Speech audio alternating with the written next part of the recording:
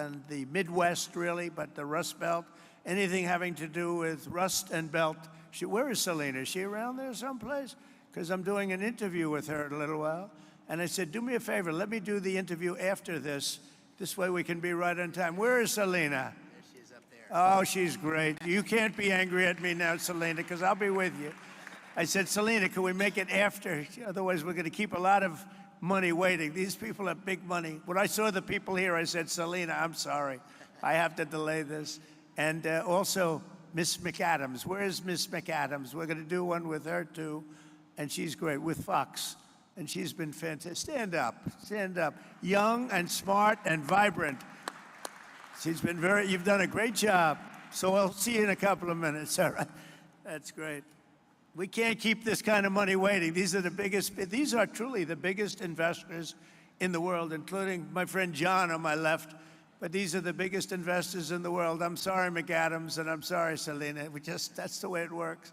It's very impressive. But Nippon Steel, and we got it, and we have all sorts of protections because of the fact that U.S. Steel was, you people, years ago, 80 years ago, was the biggest company in the world, most powerful company in the world, and we were very strong, and Nippon's coming in. They're going to be investing $17 billion. They're going to build new plants all over the country using U.S. Steel, and we have the absolute control because we don't want to lose control of that one name.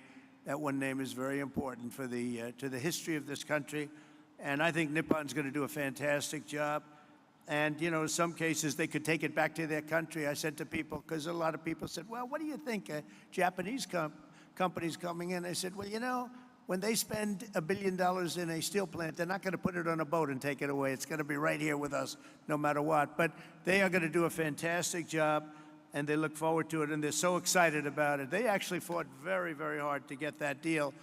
And I think when you look at the countless jobs at the Mon Valley Works in Western Pennsylvania, we have something that's going to be really incredible. And we did keep a golden share. You know who has the golden share? I do.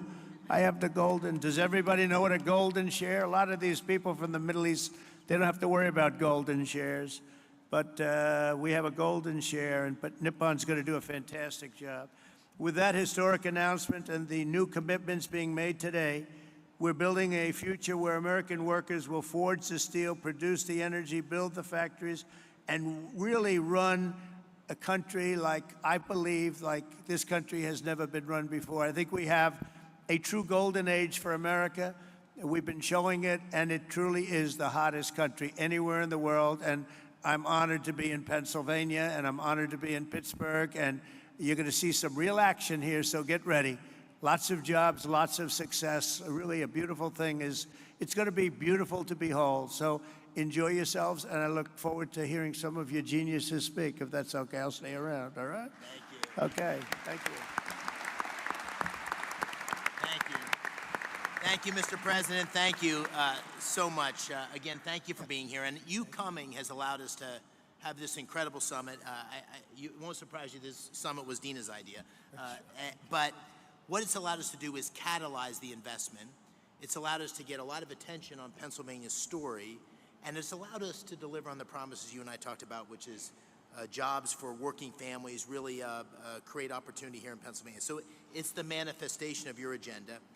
And we're going to talk today about those $90 billion of investment. You'll hear from Blackstone and QTS, CoreWeave, and others. They pledged $36 billion to build data centers. You'll also hear from companies that invested tens of billions in generating the power needed to run those data centers.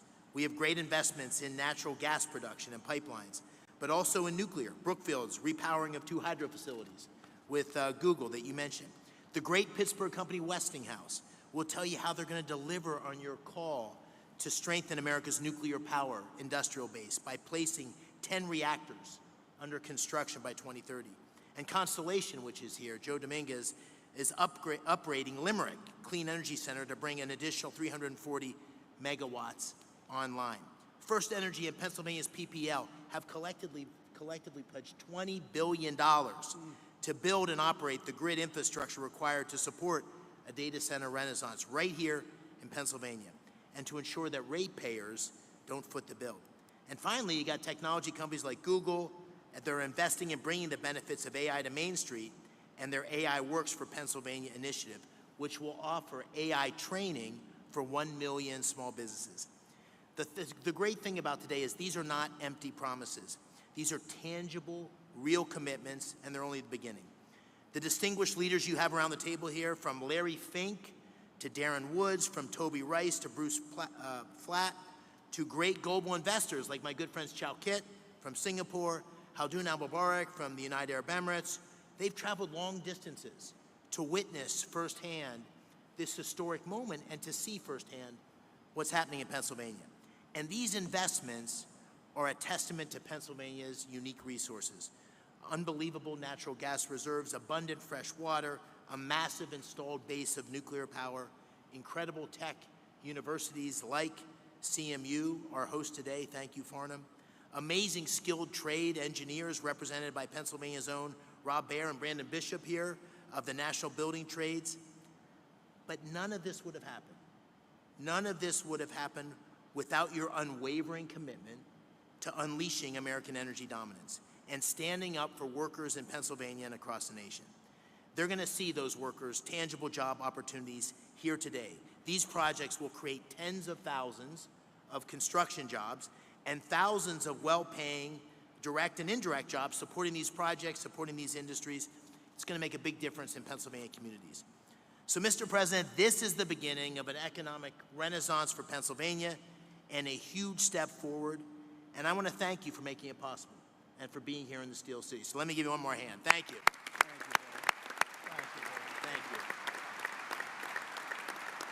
So with that, if it's all right with you, Mr. President, I'm going to call on a handful of the people here and let them tell you a little bit about what they're thinking and why they're investing. I'll start with, to your left, John Gray, President and COO of Blackstone, $25 billion in data center and energy infrastructure in Northeast PA. Thank you, Dave. I want to start by thanking President Trump for recognizing the importance of American leadership in AI innovation and for prioritizing the physical investment required in digital and energy infrastructure to make this AI revolution possible. We believe this new technology can lead to a manufacturing renaissance in the United States. Generating electrons will spur economic activity and employment growth right here in Pennsylvania. That also leads me to thank Senator McCormick for hosting this terrific summit, with Dina's help, of course. So many important participants from around the globe have come here, including political leaders in Pennsylvania from both sides of the aisle, who all care about making this state and the U.S. successful in this vital area. By the way, I love this state too. I went to college like you here as well. I met my wife here, and it is a great place. I will say that at Blackstone, we have enormous investments here, and we're very excited to announce that we're going to make a further $25 billion investment into Pennsylvania's digital and energy infrastructure. Thank you, Mr. President. Great. The investment should catalyze over the next 10-plus year a further $60 billion on top of that into the state.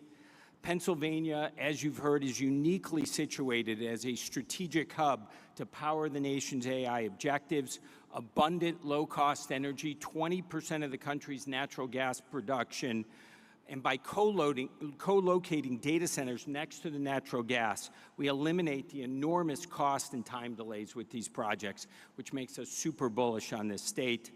America's AI future obviously requires rapid acceleration of data center construction. Our company, QTS, is the largest independent data center developer and operator in the world. QTS has secured multiple land sites throughout the Northeast of Pennsylvania. We're very excited about that. The co-CEO tag is over there. We're also excited to announce today a JV with Pennsylvania utility PPL to invest in new natural gas generation facilities. These will ensure grid reliability and power Pennsylvania's digital infrastructure, as well as homes and businesses across the Commonwealth. Net here, this continues our long-term partnership at Blackstone with Pennsylvania. We believe 6,000 plus jobs will be created or supported annually. Over the 10-year construction timeline, over 3,000 permanent jobs will be created or supported by QTS and its customers. We have long-standing relationships with labor. We plan to continue those here in Pennsylvania, and we intend to commence construction on these projects by year-end 2028. Thank you for having us today, Senator McCormick. Thank you, President Trump, for your leadership. We are honored and excited to be investing in the future of Pennsylvania and the United States. All right. Thank you, John. That's great. And I'm going to keep us moving because there's so many people here I want to call on. Brian Tierney, CEO of First Energy, a $9.3 billion investment across PA to expand power distribution and strengthen grid infrastructure. Brian. Thank you, Senator McCormick, and thank you, President Trump, for your leadership, particularly on energy security and what it means to our economy. Thank you. At First Energy Pennsylvania, we have 6,000 contractors and employees who are thrilled to serve 2 million customers in the state. We are planning $15 billion of investment between now and the end of your term in the distribution grid and the transmission grid to enable things like artificial intelligence development, shale gas development, and any other form of economic and technological development that there is. We have partnered with the unions, the IBEW and the UWUA. We have a journeyman lineman hiring program, and we have an apprenticeship program that will create not just jobs, but long-term good-paying careers for the people of the Commonwealth. We're thrilled to be making this investment in the grid and infrastructure in the Commonwealth and look forward to working with those around the table to make it happen in the years to come. Thank you. Thank you, Brian. Thank you, Brian. All right. Dan Summer, you know, a Pittsburgh iconic name, Westinghouse. $6 billion. This ties directly to the executive order and your commitment to nuclear power. $6 billion investment to deliver 10 new large nuclear reactors by 2030, consistent with your executive order. And we're so excited about it here. Dan, take it. We're happy to share today as we've taken the call to action under your executive order to partner with companies across our industry to mobilize a plan to deliver 10 AP1000 reactors in the U.S. with construction to begin by 2030. This is not only critical to achieve your goals with respect to energy dominance and winning the AI race, but it's a driver of massive economic benefit across our country. When we deploy a fleet aligned to your vision, we'll drive $75 billion of economic value across the United States, with $6 billion of value here in Pennsylvania. It's also a jobs machine. Implementing your vision will create or sustain over 55,000 jobs across the country and over 15,000 jobs here in the Commonwealth alone. And these are great jobs across manufacturing, engineering, and construction. And beyond that, we're happy to announce today a strategic collaboration with Google to leverage Google's expertise in AI and AI solutions, along with Westinghouse's AI technology and 75 years of OEM nuclear engineering and construction data to build an AI machine that helps us rethink how to do nuclear construction in this country and honor your commitment and your expectations for us to, when we deliver nuclear, we'll do it on budget and on cost. Mr. President, thank you for your leadership. Thank you for your vision. Westinghouse and our industry are ready to deliver. Thank you. Thanks, Dan. You almost gave the introduction for my good friend Ruth Porat. Ruth, thank you for being here. And Google is doing a number of things, partnering with Brookfield, which Bruce Flatt is here. Great partnership. We're lucky to have them both engaged in Pennsylvania. Bruce is also the majority owner of Westinghouse. Brookfield's the majority owner of Westinghouse, and also an incredible effort to train 1 million small businesses in AI. So Ruth, please tell us what you're doing in Pennsylvania, and thank you. Thank you, Mr. President. Thank you so much for your leadership, for your clear and urgent direction that our nation invests in AI, in the infrastructure, technology, and energy needed to unlock the extraordinary capabilities and really enable America to continue to lead. And Senator McCormick and Dina, thank you for this extraordinary convening. It really has delivered the energy, no pun intended, that we were striving to achieve here. On behalf of Google, I'm very pleased to be here in Pittsburgh to announce that Google is investing more than $25 billion in data centers and AI infrastructure across the states in this critical PJM region over the next 2 years. And to support the investment, we're investing in 3 additional ways and focused on them. First, Mr. President, to support your mandate for energy abundance, we're investing in hydro, as you referenced. It is a $3 billion, 20-year agreement with Brookfield Energy to modernize 2 hydropower facilities in Lancaster County. Second, we've already heard about the importance of the grid.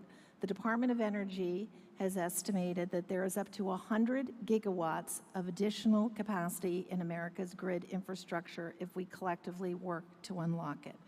So at Google, 2 things. We're applying advanced technology to ensure that we're most efficiently using power from the grid, and we're also working on ways that AI can help to identify and deploy capacity more efficiently.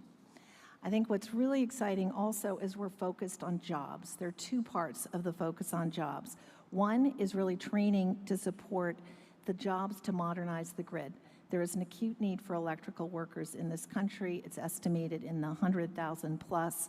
Last month, Google made a grant to the Electrical Training Alliance to equip more than 100,000 electrical workers with the skills that they need and train 30,000 new apprentices by 2030. Today, we are expanding that grant to increase the projected pipeline of new electricians in Pennsylvania by 64%. Third, we think it is critical, as Senator McCormick said, to build a fair America, an America where everyone has the opportunity for jobs of the future. And to ensure that we can do that, today, starting in Pennsylvania, we're really proud to announce AI Works for America. And through partnerships with leading employers, universities, skilled trades, and manufacturers, we're going to help train American workers and students by teaching them essential AI skills. And as part of this, I'm very proud that Google will be offering free AI training to every small business in the Commonwealth of Pennsylvania.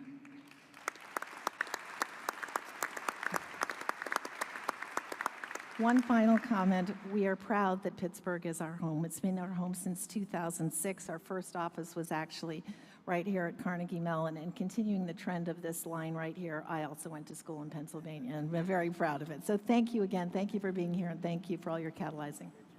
Thanks, Ruth. That's what we like to hear. I want to call on just briefly Mike Intrator. Mike, I want to take note of this for all you CEOs. Mike is the CEO of CoreWeave, which made a big announcement today, $6 billion investment in Pennsylvania, and his stock went way up. So all you CEOs, just take notice. Investing in Pennsylvania is good for your stock price. Mike, please tell us about this project. It's very exciting.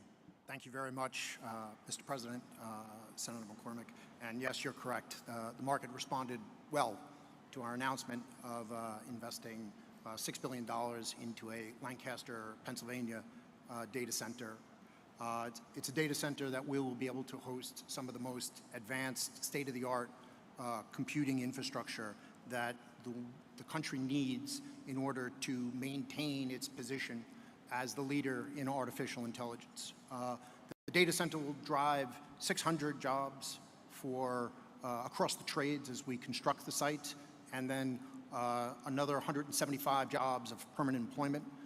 We're extremely excited about the role that this data center is going to play in our plans to be able to support not just the Commonwealth of Pennsylvania, but the broader Mid-Atlantic region for us. And you know, your support has been incredible across the energy space that's required to deliver clean, reliable power, as well as your support for artificial intelligence at large. Thank you very much. We appreciate your support. Thank you, Mike. Mr. President, what you hear over and over again are these incredible job creation, but we need workers to be able to fulfill these jobs. And I see my friend Barry in the audience, and we've talked a lot about the need for construction workers. There he is. There's Barry. We have Brandon Bishop with us today from the National Building Trades. And, you know, I was with a bunch of guys from the building trades a couple weeks ago, and they were saying, you know, we don't want to do the apprenticeship program until we're sure about the work. And I said, double, triple, quadruple the programs, right? We got to have skilled workers who can meet the needs. We got a tsunami of opportunity coming for Pennsylvania. And so maybe you could take a minute, Brandon, on that. Thank you for being here. Thank you, Senator McCormick. Mr. President, it's an honor to be here today representing North America's building trades unions and our 3 million members, especially the thousands of highly skilled workers across Pennsylvania who are ready to deliver on all of the historic investments being announced here today. All the projects discussed here today aren't just about energy and innovation, they're about job creation. And all of us in the building trades stand ready to deliver. If you want the highest quality, most productive, long-term labor certainty, partner with us from day one. Don't just build with us, stay with us and maintain it for decades. And when you partner with the building trades, you get results. Productivity is 14% higher, projects cost 4% less on average, they're 40% less likely to face labor shortages, and labor turnover is cut by 2/3. We are the solution to the workforce challenge. Our members are sourced and trained through the largest private workforce development system in the country. Over 16,000 world-class training centers, including many right here in the Commonwealth of Pennsylvania. These centers train hundreds of thousands of men and women through our gold standard registered apprenticeship programs, no taxpayer dollars required. And they don't just lead to jobs, they launch lifelong middle-class careers with family-sustaining wages, health care, and retirement. So if you're investing in Pennsylvania, let's talk, let's plan, let's partner. Because there is no workforce more prepared to build the future and no investment more certain than when you build with us. That's what we do. We build, we maintain, and deliver, all while doing it the best way, safely, on time, on budget, and with the highest quality. Thank you. Thanks, Brandon. I appreciate it. Thank you. All right, so I asked the president. He said I could take the opportunity. We got the A-team here in terms of the cabinet the president put together. So I'd like to do a lightning round and just call on a couple of cabinet members to comment on what's going on in terms of the incredible action and activity at the intersection of the AI revolution, the energy revolution. We got a great team here that's working together. So let me just work my way around the table. Mr. Treasury Secretary Scott Bessent, and then I'll turn to you, Howard, and then you, Chris, and then you, Doug. And Director Zeldin, I'm sorry I didn't mention you before, but I'm so glad you're here. You're doing great things for our country. Thank you. Thank you, Senator. I want to thank President Trump for his leadership. The President's laid the foundation for a golden age economy, and it comes just in time to begin America's 250th anniversary celebration. 3 industries will define the future: manufacturing, energy, and technology. Not coincidentally, Pennsylvania is at the forefront of all 3. For more than 2 centuries, the Commonwealth has been the keystone at the top of the American arch, and politically, economically, and technology has played an indispensable role and will continue to do so under President Trump and Senator McCormick's leadership. The Rust Belt is no more. It's a thing of the past. The factories that industrialized America, won World War II, and built our modern infrastructure are firing up again, and new factories are coming online. Taking place along the blue-collar boom is the CapEx boom that we heard about today, and this is just the beginning. This is the 3rd time I've had the privilege of being in the Iron City in less than a year. I was here President Trump's final day on the campaign trail at the auditorium at the Duquesne Arena, and I saw the steel workers there to support him. I was back 3 weeks ago when he announced the Nippon Steel deal at the U.S. Steel plant, and it's an honor to be here with all of you today and see this CapEx boom along with a workers boom.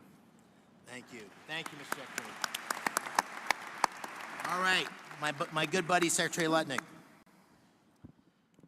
Advanced manufacturing technology lead. Our technology is the best in the world. President Trump is out to unleash that technology to make sure we win the AI race. But he knows that we need energy to drive it. And that's why he campaigned on drill, baby, drill, because we need energy. We need it across the nation, and we need it in Pennsylvania, which has got amazing natural gas resources, incredible. And then we've got to turn that into advanced manufacturing. So those three buckets are where we're going, and President Trump is leading the charge on that. And we are very excited. $16 trillion in investment dollars coming into America. So your workers, man, are they going to be busy?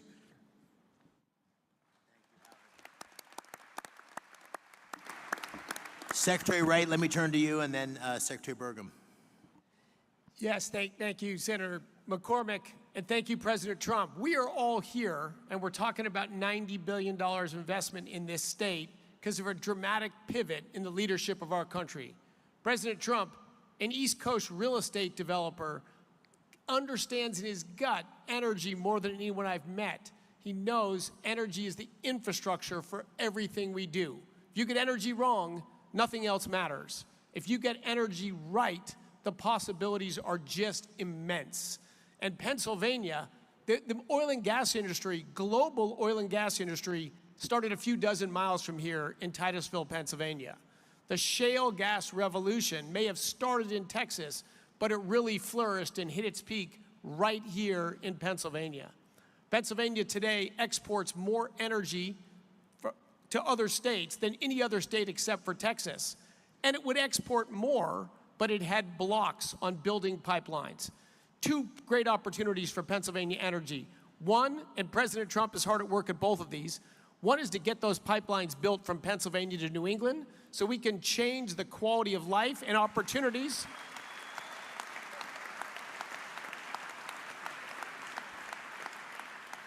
People in New England have a lower quality of life than they deserve for bad political decisions. That can be changed.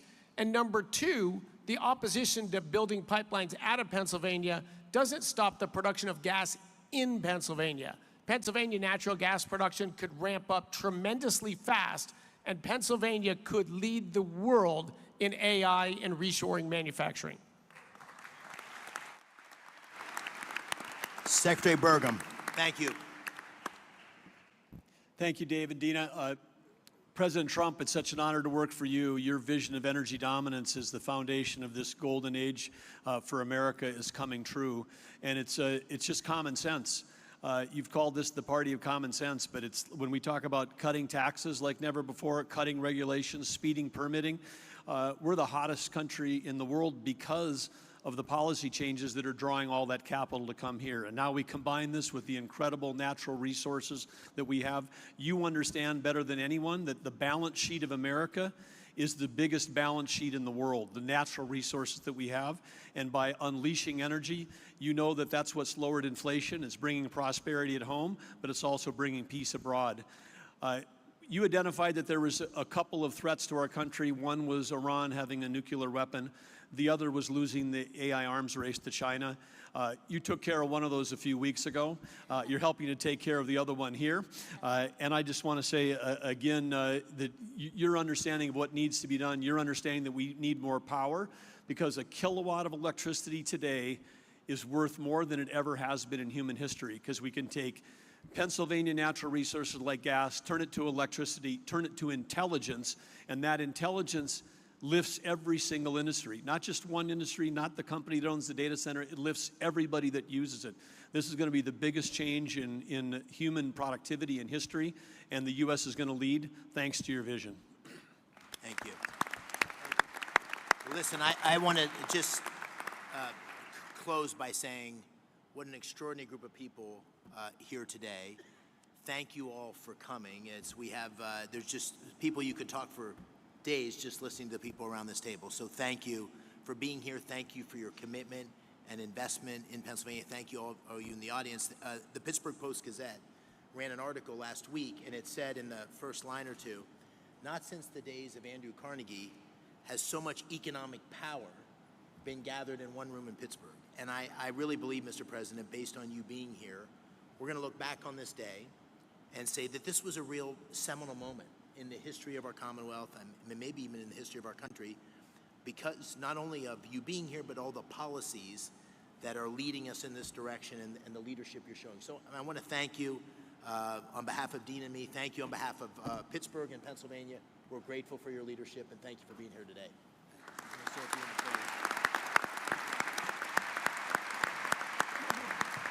Well, thank you very much. And I have to say that David said, could you just come in and make a quick statement and then you can leave right away? And I said, okay, good, I'll do it. But when I saw the people gathered, I said, I'm not leaving. I want to learn something, and I have learned something. This is the smartest group of talent probably that you've ever had in terms of energy and even finance ever had in one room. So it's an honor to be with you. I used to do what a lot of you guys did. I like this better, though. I don't care.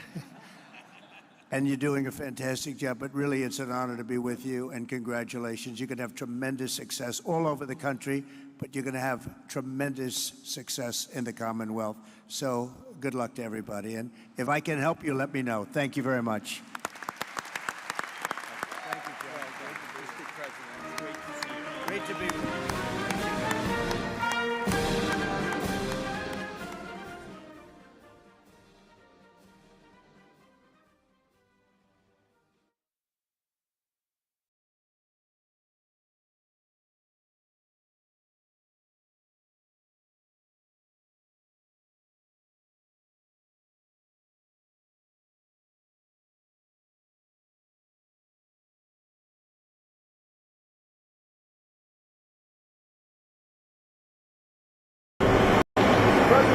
Hello, everybody. The trip was nice, and the job they've done is fantastic. And this is what you need. And Ron worked beautifully with Christie and all of the people at Homeland Security, and got it done in how many days, Ron? 8 days. A new facility was up and running. So. And is this the model going forward, Mr. President? It can be. I mean, you don't always have land so beautiful and so secure.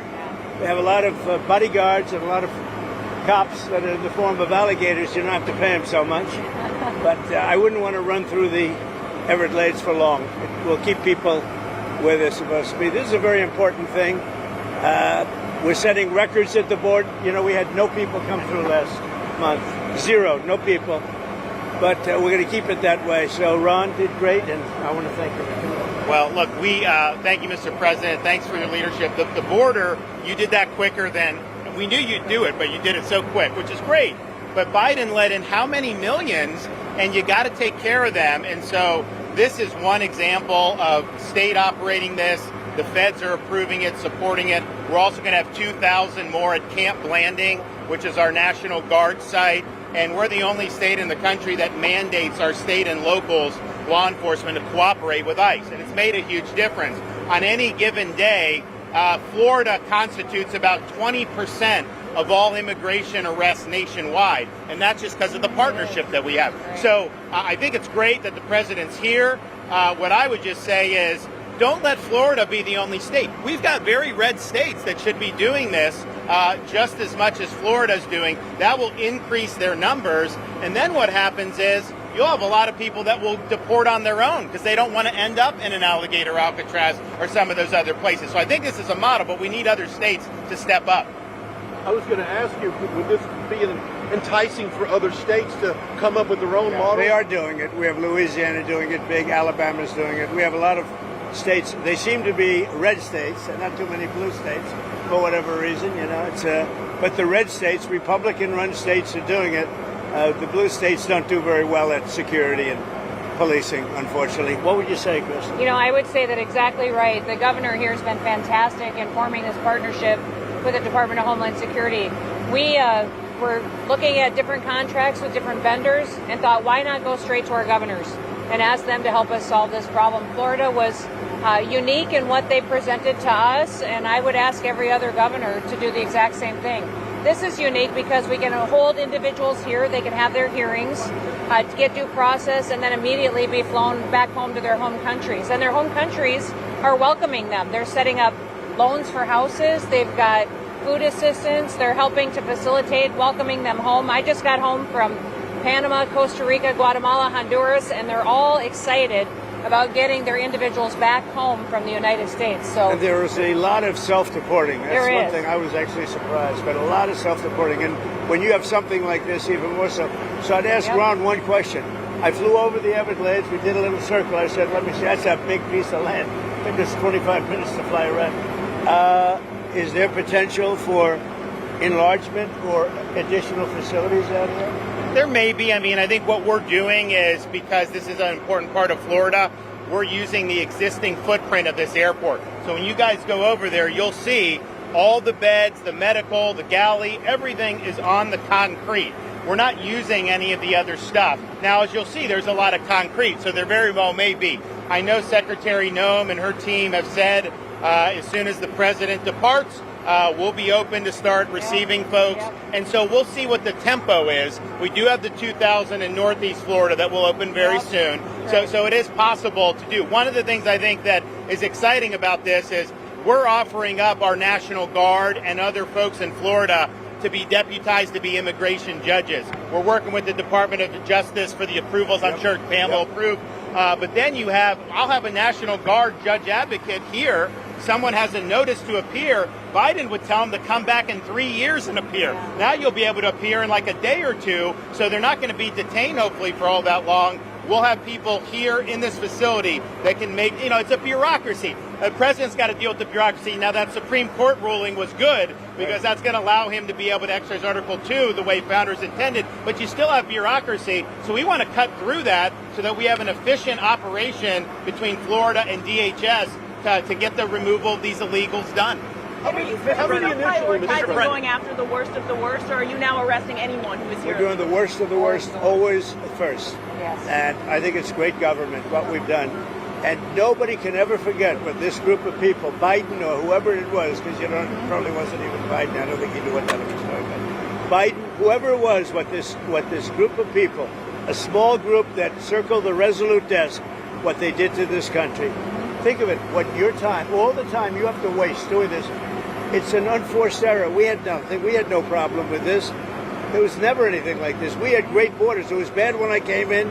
Within 3 months, I fixed them. This is in 2016.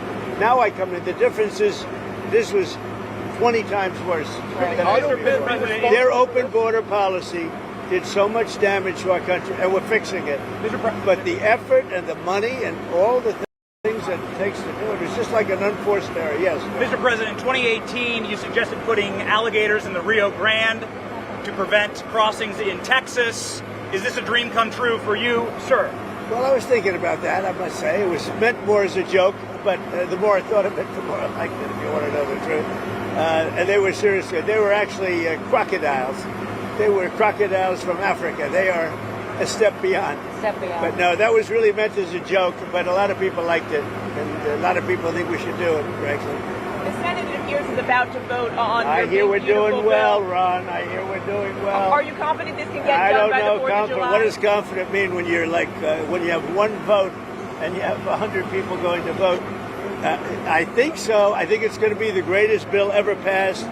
Even for you, as an example, tremendous amount of Homeland Security money. Oh, tremendous amount. It's going to keep the border secure because, we have them secure now, but we need to build more wall. I built almost 600 miles of wall. We need more wall.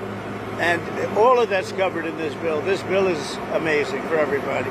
It's an amazing bill for Florida, too. Really great for Florida. Are there concerns about the Medicaid cuts, though? No, we're not going to be be with Medicaid. Only waste, fraud, and abuse. Yeah, the Democrats have it wrong. Yeah, waste, fraud, and abuse. In fact, if you look at what's gone on, we've gone way back. We take care of Medicaid. We take care of Medicare. They will blow Medicare and Medicaid because they have no idea what they're doing. Just like they don't have any idea what they did on the border, they have no idea. Medicaid is in big trouble with the Democrats. Anyone who loses their health care coverage, that is because of waste, fraud, and abuse. Waste, fraud, only waste, fraud, and abuse, which is what everybody wants. Mr. President, Russia has about 50,000 troops stationed outside of Sumy in Ukraine. What will you do if Russia authorizes an offensive? We'll see what happens. I'm watching it very closely. Mr. President? About Prime Minister Netanyahu's visit next week, what are you hoping to get out of that? Do you think there'll be any progress? Well, it's going to be a very quick celebration. We had a great hit. It was a obliteration. Okay, now it turns out it was an obliteration. You know, they demean CNN mostly in the New York Times, fake New York Times. They demean these great soldiers. They went over there 17 hours flying, and they hit bullseye after bullseye after bullseye. It all blew up. Everybody saw it. Then they get back, and CNN said, well, they did okay, but maybe it wasn't. Let me tell you, it was beyond obliteration. They can't. Nobody can even get down there. The tunnels are busted. Everything fell into the well. It was a total and complete obliteration, and we should celebrate these heroes. And what I'm doing is I'm bringing them, Ron. We're bringing them to Florida or to the White House. I gave them their choice. I think they're going to take the White House. Probably. I shouldn't tell you this. Mr. President, there's going to be a new bill called Make American Elections Great Again. I love it. Forcing the U.S. Census Bureau to redo the census to actually get an account of how many Americans with proof of citizenship are in our area, in our country, redistricting some of the House districts. Your thoughts on that? Well, I'll speak for both of us. We love it. Okay, you're going to like this one. I know all about it. We want to bring our elections back. The election in 2020 was rigged, millions and millions of votes. It had to do with COVID and a lot of things, but it really had to do with their crooked people. The Democrats are very good at cheating on elections. And that's why I said too big to rig. They tried this one too. But after about 9:02, they gave up too many votes. You know, too big to rig. Ron would love it. I would love it. Christie would love it. That's what they have to do. They have to bring it back. And we have to look, you know, Ron, they include anybody that happens to be in your state. Well, California would lose like 5 seats if they did a fair census. And even beyond that, the Biden census gypped Florida of at least 1 seat. We only got 1 seat in the last census. Are you trying to tell me that Florida only had 1 seat in that? We should have had at least 2. Texas should have had another one. That could be the difference in the House of Representatives in the majority. So I would love for them to redo the census for 26.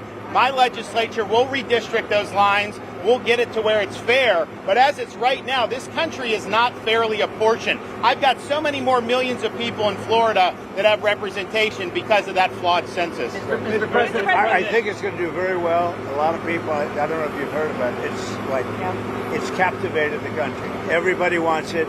It's going to get in, it's going to pass, and we're going to be very happy. Elon Musk is ripping into this bill again. Are you concerned that Republicans are going to be swayed by Musk and his money? No, I don't think so. I think what's going to happen is Doge is going to look at Musk.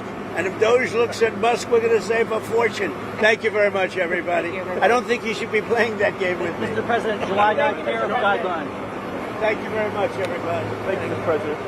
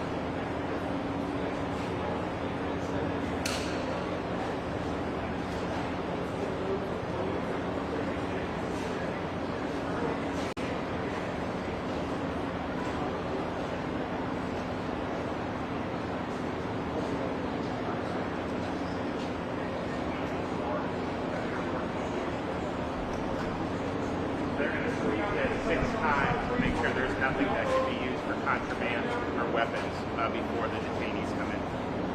See what I mean? It's an amazing job. You've all done a great job. Proud of it. Mr. President, Mr. Governor, what's the message to Governor Gavin Newsom inside of this facility?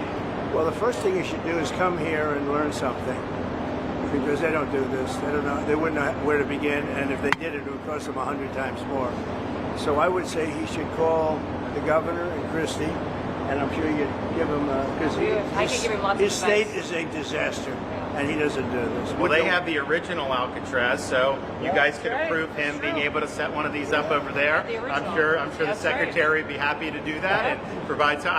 My sense is he's probably not going to bite on that, but I don't know that they'd be able to come in at cost because they tried to do this high-speed rail. They spent like $150 billion, no tracks. We've got a privately funded rail in Florida from Miami to Orlando. It costs the taxpayers $0, and it's very successful. So it's just a much different approach between states. We're not going to let him get anywhere near Alcatraz. It'll cost 100 times more than they thought. Now, he ought to come here and study this because he could learn a lot. Yes? Tomorrow. Hopefully tomorrow, within the next 24 hours. They have the doctors, they have all the professionals. There's going to be a security sweep because there have been civilians here, so they will sweep this multiple times to make sure there's nothing can be used as weapons or any contraband. And then once that's cleared, then they'll do. So it's really up to Secretary. I know has got people in the queue, and so they'll be ready to receive. I think our viewers at home should know that this is an air-conditioned facility. Yes, so it is. We didn't even use planes for keeping it out in the hot in South Florida. That is Air wrong. conditioning feels good in here, to be honest. Hey, Biden wanted me in here, okay? He wanted me. It didn't work out that way, but he wanted me in here. What's your expectation of what this will do for the speed? Well, a lot of things, and they're both telling me that these people come in here, they want to go home. And they want to go home, so we immediately send them home, where it's appropriate. Now, if somebody's a real killer, we don't send them anywhere. We put them in a maximum security.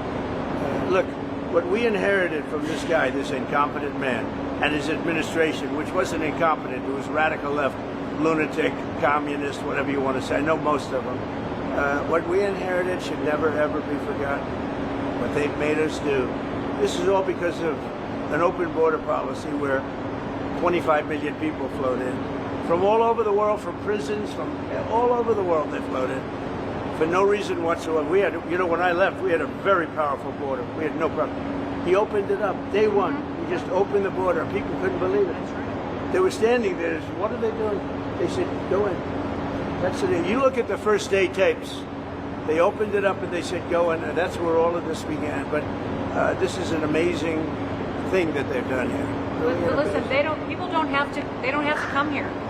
If they self-deport and go home, they can come back legally. We will let them come back legally. And there is a lot of self-deportation. Yes, but if you wait and we bring you to this facility, you don't ever get to come back to America. You don't get the chance to come back and be an American again and work here. So they weren't with us when the President and the Secretary Kevin and I, we went through the intake. So right when you do the intake, they have the information about voluntary departure. They have the ability. Obviously, you guys are funding that because it's a lot cheaper to do it that way. So even if they get brought to the front doorstep here, they still have an opportunity to just go back voluntarily, and then this way they're not.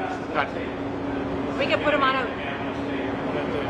them on a plane that day and take them home. We'll buy their plane ticket, go home, and then they get the chance to come back legally. If they wait, if they do that, they can come back legally after a period. Yeah.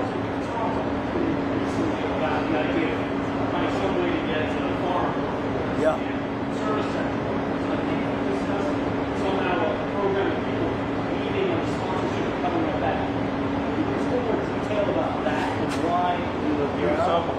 We want to take care of our farmers and hotel workers and various other people, and we're working on it right now, and Ron's going to be involved, and you're involved already. So we have a lot of cases where ICE will go into a farm, and these are guys working there for 10, 15 years, no problem. The farmers know them. We're going to put, it's called farmer responsibility or owner responsibility, where they're going to be largely responsible for these people. And they know these people.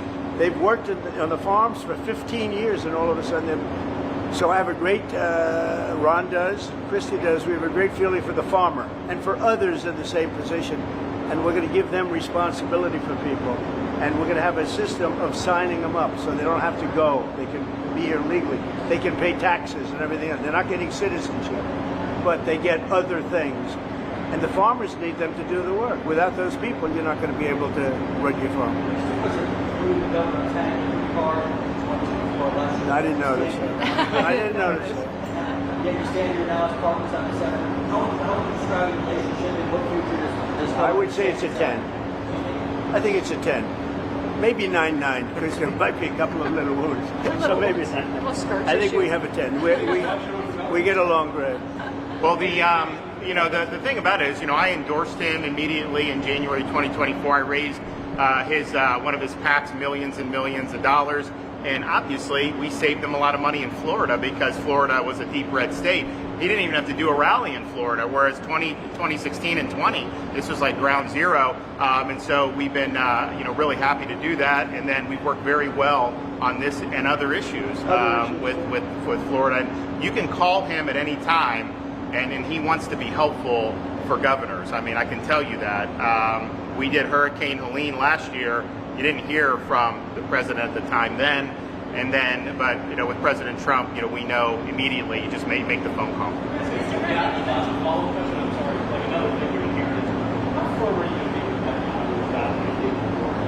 Very firm, but he wants it too. I will say he's coming here next week. He wants to end it too. We had a tremendous success with Iran. They won't have me. Somebody said, "When are you going to sign?" I said, "Sign." They are so bombed out. Did you see the report issued this morning? The place was decimated. It'll be years before anybody even gets down there. So that's not a priority, but we'll have a report and we'll have whatever we want. We'll get whatever we want from Iran. And I think, and I hope they want to have a good country. They have massive sanctions right now, biting sanctions. It's going to be very hard for them to do anything with those sanctions. And I look forward to maybe there'll be a time when we get along with them and they can rebuild their country. Well, he wants to. I can tell you he wants to, and I think we'll have it. I think we'll have a deal next week. That's what I think. President, do you intend to announce your pick for successor to Jay Powell earlier than say, or as early as say this summer or fall? Will I do something about who it's going to be? Yes. I don't know. Hey, he'd be a good candidate. There you go. You might do that. She'd be a good candidate, too. Anybody would be better than Jay Powell. No, he's causing us a fortune because he keeps the rate way up. I think it's Trump derangement syndrome personally, but we have a very strong country. We're the strongest country. Look, our country right now is at a level that we haven't seen for 40, 50 years. What we're doing now is nobody's seen anything like it. I told you, I was in the Middle East. The King of Saudi Arabia said to me very strongly, he said, "You know what? A year ago you had a dead country.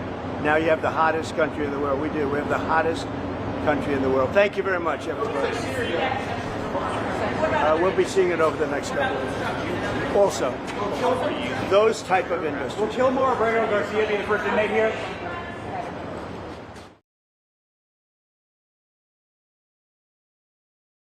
Thank you very much, everybody. And I've been briefed on the Florida State University, Tallahassee active shooting. I guess it's an active shooter. Fully briefed as to where we are right now. It's a shame. It's a horrible thing. Horrible that things like this take place. And we'll have more to say about it later. In the meantime, it's an honor to have the Prime Minister of Italy with us. Prime Minister Meloni, who's doing a fantastic job. I would say that she has taken Europe by storm and highly respected. Everybody loves her and respects her, and I can't say that about many people.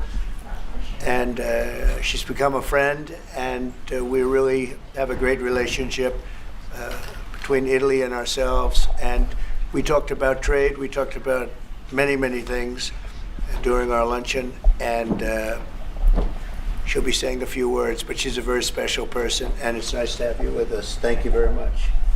Thank you very much, Mr. President. Thank you for your warm welcome. Thank you for this occasion, which is aimed to strengthen our relation, our friendship that comes from very far. You know, today is April 17, and April 17 marks the anniversary of the agreement that allowed Cristoforo Colombo to make his trip. And I say to remember how ancient are our ties, but also to remind that we both share another fight, which is the fight against the woke and ADI ideology that would like to erase our history. And as I know that we share lots of things on tackling illegal migration, on fighting against synthetic drugs. You know, Italy has been one of the nations that made a plan against fentanyl, for example. But we have been talking about many bilateral topics and things that we can do together, about defense, about economic, about economy, about space, about energy. Italy will have to increase its LNG imports. And also nuclear that we are trying to develop. I think there can be ways to work together. And the Italian enterprises will invest, as they've been doing for many years. As you know, in the next years, I think around 10 billions. That shows how interconnected our economies are. And that's very important, Mr. President. It's not only about Italy, it's about the entire Europe. The exchange between us is a very big one. Investments, trade. It's a topic that we are discussing in these weeks. But at the end of the day, look, somebody calls me, I was saying it before, such a Western nationalism. I don't know if it is the right word, but I know that when I speak about West, mainly I don't speak about a geographical space. I speak about a civilization. And I want to make that civilization stronger. So I think even if we have some problems, okay, between the two shores of the Atlantic, it is the time that we try to sit down and find solutions. So I want to thank President Trump for having accepted an invitation to pay an official visit to Rome in the near future, and consider the possibility in that occasion to meet also with Europe.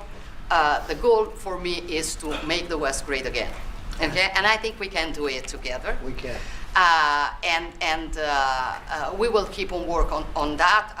I'm going to close. I want to say only, I'm proud of sitting here as Prime Minister of an Italy that today has a very good situation despite the difficulties, a stable country, reliable country, 1 million more jobs in the last 2 years and a half. Great. Inflation is going down, so you forgive me if I promote a bit my country, but you're a businessman and you understand me. So migration flows going down 60%. So we are trying to do our best, but I think we can do it even better together. Also on Ukraine, I will close. Together we've been defending the freedom of Ukraine. Together we can build a just and lasting peace. We support your efforts, Donald. Good. Thank you. Thank you very much. And I think we're doing well in that effort, but we want to get it done, and we'll see if we can. We want to save. On average, think of it, every week 2,500 people are being killed, mostly soldiers, Russian, Ukrainian soldiers. And if we can save those lives, that would be a very good thing. And so we'll see what we can do. And I think we're getting close, but we'll let you know very soon. And you've been very helpful. I appreciate it. Thank you. Any questions? Mr. President,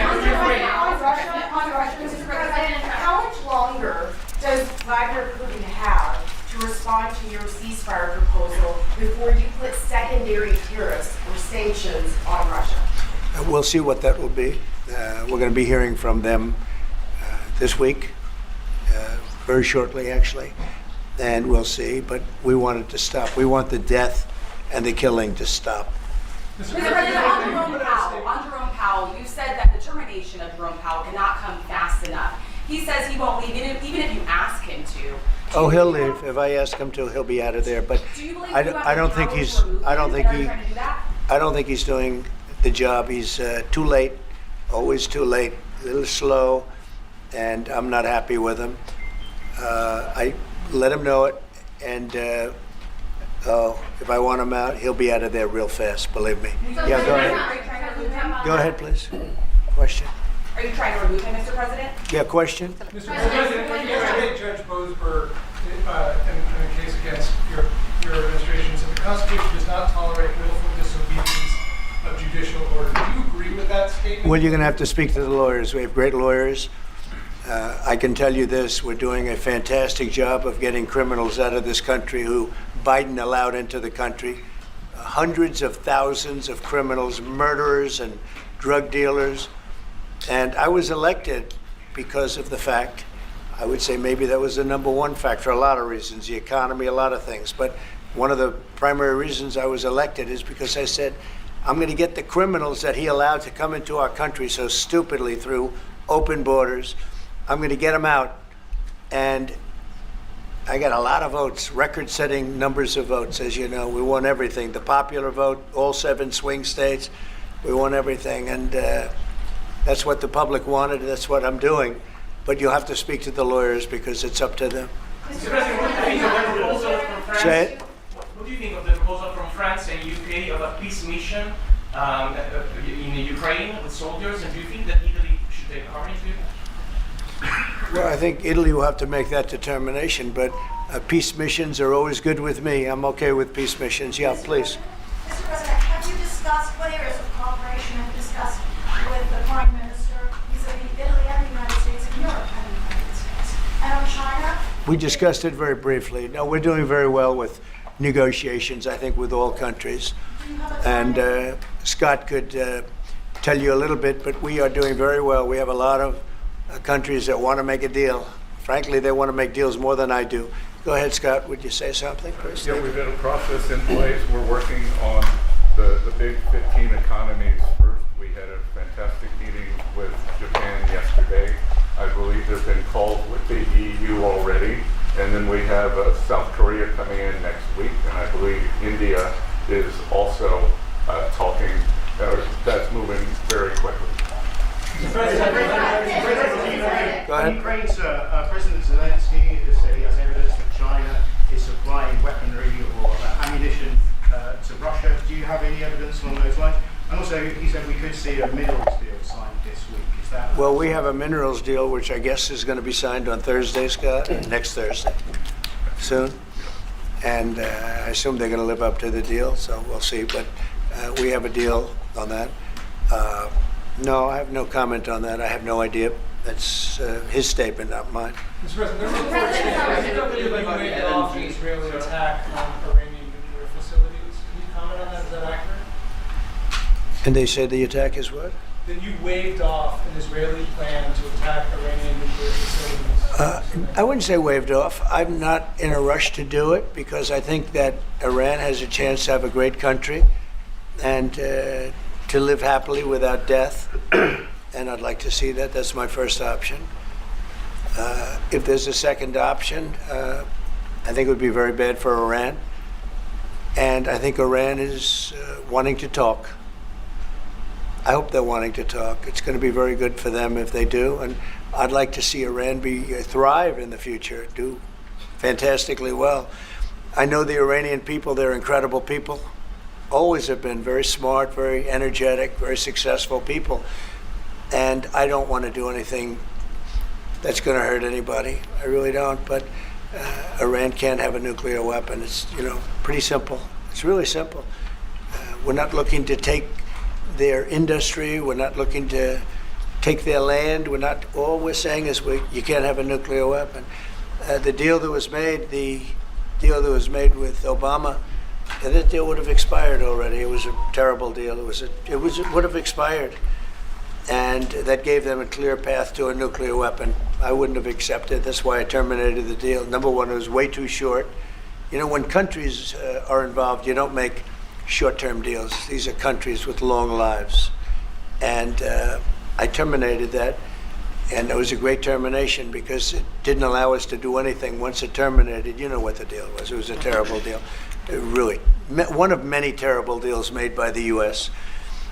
But no, I'd like to see Iran thrive. And they can do that, I think, very easily, or they can do it the other way. The other way is not going to be good for them. It's going to be really bad for them. President, CEO going to China and met with trade officials there? Well, Jensen's an amazing guy. He's become a friend of mine, and I don't know. He's a person that's very proud of our country. He loves our country. I'm not worried about Jensen at all. Mr. President, before hold you in contempt, will you take steps to return Kilmar Abrego Garcia to the United States and put him in front of a judge? Well, I'm not involved in it. I'm going to respond that by saying you'll have to speak to the lawyers, the DOJ. I've heard many things about him, and we'll have to find out what the truth is. But I will say this, you know, we were inundated by millions of people, many millions of people during the Biden administration. They say 21 million. And a big percentage of those are criminals, serious criminals. I'm not saying just criminal because they came into the border illegally. I'm saying they're criminals at the highest level, murderers. Many of those people murdered more than one person, and they're on the loose. And I was elected to get rid of those criminals, to get them out of our country, or to put them away, but to get them out of our country. And I don't see how judges can take that authority away from a president. We've done an amazing job, Tom Homan, Kristi Noem. We have done an amazing job. Nobody can believe the job we've done. Far greater than what I said. I mean, I got elected on that, but we've done much better. We have right now 99% border. It's a 99%. Nobody thought that would even be, nobody's coming through our border practically. 2 weeks ago, we had 9 people come through, all for medical reasons. We allowed them. We brought them through because one had a heart attack, one had something else, and, all for medical reasons. We have a great border. We had a great border 4 years ago, but we have a border now that's even tighter, and we did that in a matter of weeks. And no, we have to. We need to get murderers and drug dealers and people that were in jail for horrible. You know, they released jails, Georgia, from all over the world. They released them, not just South America, all over the world, the Congo and Africa. Many, many people come from the Congo. I don't know what that is, but they came from the Congo. And all over the world they came in, opened their jails. Venezuela, practically all of their prisoners released into our country. We took them because we had an incompetent administration called the Biden administration. And to think what they've done to our country. And I was elected to straighten that out, and I'm doing that. But we have activist judges that don't want murderers to be sent out of our country. They don't want killers and drug dealers and drug lords and people from mental institutions. They want them to stay in our country, I guess. I don't know, maybe that's the liberal way, or as they call it nowadays, the progressive way. But I don't think it's the way that our country believes, and that's why I won in a landslide. Okay. Back on train, Mr. President, you did say that you are confident these deals will be done, but you also said that you're in no rush. Americans are seeing prices rise. They're seeing it on their bills. How long can they expect that pain to last? So they've already seen it get much better, because if you were truthful, which you're not, you know, I know you very well, you have gasoline that hit $1.98 yesterday in a couple of states. You have gasoline's way down. The price of oil has dropped substantially. The price of groceries are substantially down. The price of eggs, you know, when I came in, they hit me with eggs. I just got there. I was here for 1 week, and they started screaming at me, eggs have gone through the roof. I said, I just got here. I was there for 7 days, and I hear that eggs have gone through the roof before I got there. And they were screaming at me, the press, the fake news, like you're fake. And the fake news is screaming at me, like, about eggs. I said, I've only been here, this is my 7th day. And they were right. They went up 87%, and you couldn't get them. They said, you won't have eggs for Easter, which is coming up. Happy Easter, everybody. You won't have eggs for Easter. And we did an unbelievable job, and now eggs are all over the place, and the price went down 92%. And our Commissioner of Agriculture, Brooke, has done a fantastic job. They really have done a fantastic job. So prices haven't gone up. The only thing that's gone up, actually, is interest rates, because we have a Federal Reserve Chairman that is playing politics. Somebody that I've never been very fond of, actually. But he's playing politics. Interest rates should be down now. They should be coming down. In Europe, as you know, they reduced them I guess 7 times. It looks like they're going to reduce them again and again and again. But our guy wants to play cute. But interest rates are pretty much even. Maybe they went up just a slight bit, but that's the only thing. But that's because of the Federal Reserve, because they're not very smart people. Do you regret nominating him? Go ahead. Yes, sir, please. Go ahead, Do you please. regret nominating him, Jerome Powell? Look, in the first 4 years, we had the greatest economy in the history of our country. Stock market went up 88 points. I think he's terrible, but I can't complain because we had the most successful administration economically in the history of our country. I think we're going to do even better this time because you will see that the numbers that we're taking in are astronomical. We're taking in tremendous amounts of money with the tariffs.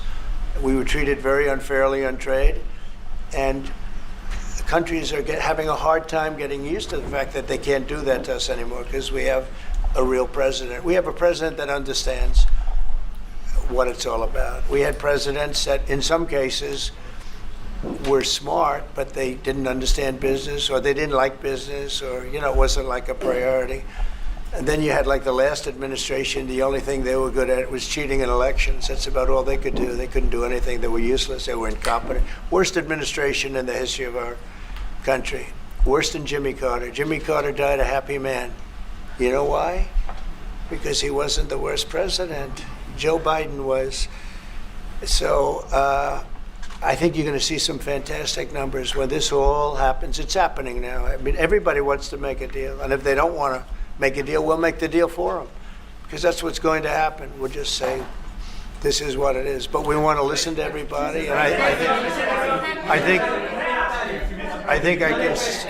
think I can say for Scott and the other people that are working on it that we're listening and we're going to be very fair to people. But, we're the one that really sets the deal, and that's what we'll be doing. Okay. Go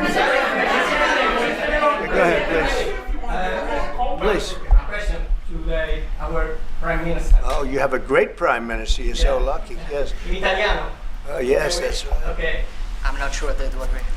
Presidente Meloni, volevo sapere cosa pensava del fatto che il Presidente Trump ha considerato responsabile Zelensky della guerra in Ucraina e poi se avete parlato delle spese militari e qual è il limite massimo a cui ha detto che può arrivare l'Italia, le percentuali delle spese militari. Non abbiamo parlato dei limiti massimi a cui può arrivare l'Italia, abbiamo parlato del fatto che l'Italia sta mantenendo i suoi impegni perché arriverà al prossimo vertice della NATO con il 2% che era già previsto, che è stato sottoscritto dai governi precedenti, perché siamo una nazione seria, ma non abbiamo parlato poi di quanto vada aumentata questa percentuale, anche se siamo ovviamente consapevoli che il tema della difesa sia un tema particolarmente importante di questo tempo. Per quello che riguarda la guerra in Ucraina, lei sa come la penso che ci sia chiaramente ci sia stata un'invasione e che l'invasore da quel punto di vista fosse Putin e la Russia, ma non è questo che oggi quello che rivela il fatto che insieme vogliamo lavorare, stiamo lavorando per cercare di arrivare in Ucraina a una pace che possa essere giusta e duratura. Penso che questi siano gli sforzi sui quali condividiamo il nostro lavoro, abbiamo condiviso anche oggi il nostro lavoro. That sounded absolutely. That was so beautiful. What the hell? What did she say, please? No, I mean it sounded great. It was about. It was beautifully presented, but maybe I could hear what she said. Go ahead. It was about asking. Guys, hold it. Have some respect, please. Thank you. No, wait. I want to hear what she said. Go ahead. Prime Minister Meloni was asked what she thinks about the fact that President Trump holds Zelensky responsible for the war in Ukraine. And Prime Minister Meloni answered, well, actually, we have no, and also if you talked about the military spending, and the raising of the military spending, Yeah. and the first thing Prime Minister Meloni said is that no, actually we didn't talk about the raise in military spending. Of course, Italy will keep its commitments with 2%, and then we will see, because we are absolutely aware of the fact that it is very important well, I will do defense that. is very wait, important. wait. I will It's do very that. important. They've been asking if we decided another percentage about the defense spendings, NATO, and I said NATO. yes, NATO, and I said that Italy is reaching the 2% as it was already decided. We didn't speak about a specific other percentage, but we are aware of the fact that defense is important for the future, and we see what also the work that we are trying to do at the European level. And I don't hold Zelensky responsible, but I'm not exactly thrilled with the fact that that war started. That was a war that would have never started if I were president. You'd have millions of people living right now that are dead. You'd have cities that would be open and thriving and that have their beautiful turrets. Those turrets are the most beautiful in the world, but they're not with us any longer. They're smashed to smithereens, laying on the ground in a million pieces, getting hit by rockets, bombs, and bullets. And so I'm not happy with him, and I'm not happy with anybody involved. I think it's a war. I know it's a war. It didn't happen for 4 years. It was never close to happening. It was never even a thought. And I spoke to President Putin about it a lot. It was the apple of his eye, but there's no way he would have ever gone in if I were president. Now I'm trying to get him to stop because, as you know, Russia's a lot bigger. It's a bigger military force. And if you're smart, you don't go involved and get involved in wars that you can blame the man that was sitting in this seat, Biden. He didn't know what the hell was going on. But I can guarantee you that, and everybody agrees to it, if I were president, that war would have never taken place. I'm not blaming him. But what I am saying is that I wouldn't say he's done the greatest job. Okay? I'm not a big fan. I really am. I'm not a big fan. Go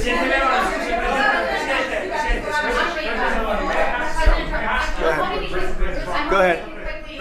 Go ahead. Important why we're here today. Acting Administrator Murphy, thank you for everything you do. We've been to DEA labs together. You have been fighting this every day, and I can't thank you enough. It's been an incredible few weeks for the DEA nationwide. We're here today to announce the historic success through Operation Take Back America. We should remember why this work matters. We're honored today to be here with Chelsea Curtis. She is a brave sister. She lost 2 of her brothers to drug overdoses, 1 to heroin, and her second brother she lost to cocaine that was laced with fentanyl. Chelsea works with us here at the Department of Justice, and she's in the District of Virginia, and she does amazing work, and she is paying it forward by looking out for other victims and their families and fighting this epidemic throughout our country. Thank you, Chelsea, for being here with us. Over the 4th of July weekend, DEA agents executed successful operations throughout this country, one in Columbia, South Carolina, where they seized 71 kilos of fentanyl and 20 kilos of methamphetamine. This is very near the University of South Carolina, where dealers, we all know, often target college kids. They put these drugs in pill forms to go after our kids. This includes a seizure in Fresno, California, also 4th of July weekend.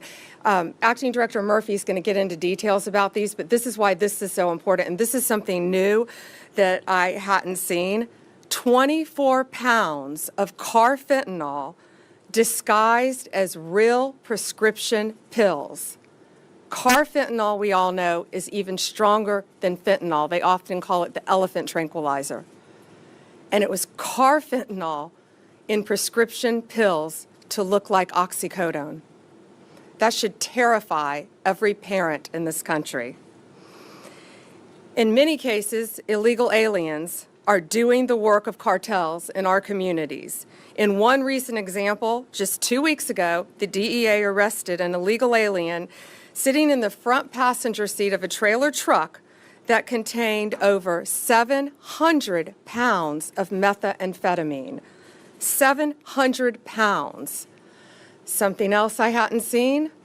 Bangalore's premium laundry and dry cleaning, repairs and cobbler service provider, Spin Cycles. A one-stop shop experience backed by state-of-art facilities, from dry cleaning blazers and designer wares to the roll pressing and polish of Kanchipuram and Benares silks. From home linens, quilts and carpets, everything is taken care with fast turnarounds. And the best part, all the services are at your fingertips. With a water reuse system, you also get to save around 6 liters of water per garment. Ready for a refreshing laundry experience? Download the app, schedule a pickup, and let us breathe new life into your favorites.